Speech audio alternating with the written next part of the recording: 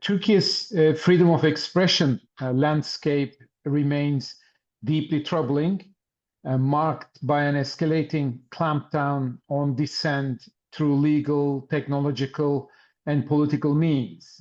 This is nothing new, unfortunately.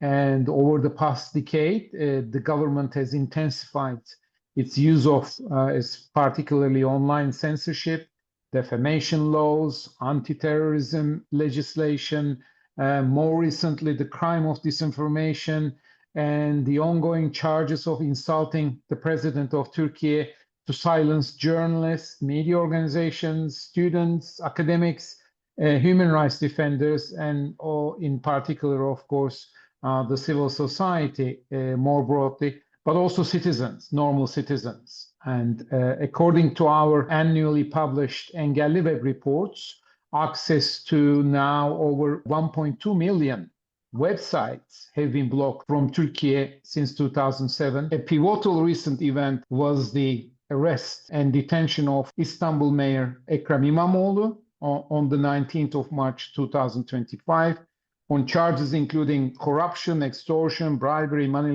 laundering, and even supporting terrorism. And since he was imprisoned, there were widespread protests, which also led to further detentions and criminal prosecutions.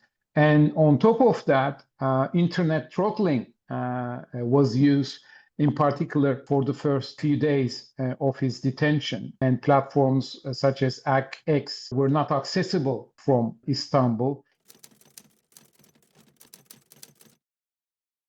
The main strength now comes from my daughter, Nar. She's 11 and a half. I used to get phone calls from the prison, from journalists, and I was, because, you know, they teach them that bad people go to prison, and I tried to teach her that Turkey is different. Not only bad people go to prison, but also good people are in prison.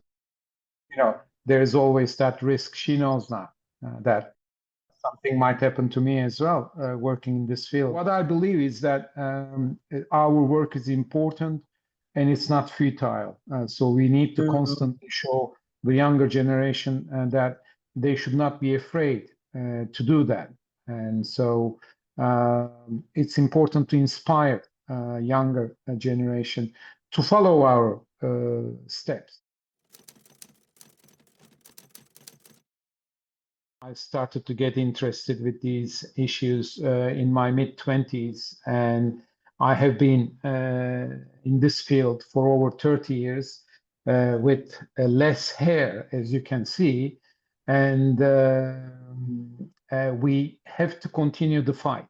Whether you're a lawyer, journalist, activist, academic, or student, we have to keep resisting. For example, with our Engelli Web project, we constantly document censorship. We don't want people to forget our annual reports. Sometimes authorities tell us that the cases, the strategic litigation cases that we pursue, they're futile. Even if you win these cases, nothing will change, they say. But from a historical perspective, documenting the human rights abuses, and in this field, especially in relation to freedom of expression, is particularly important. And we should never normalize censorship.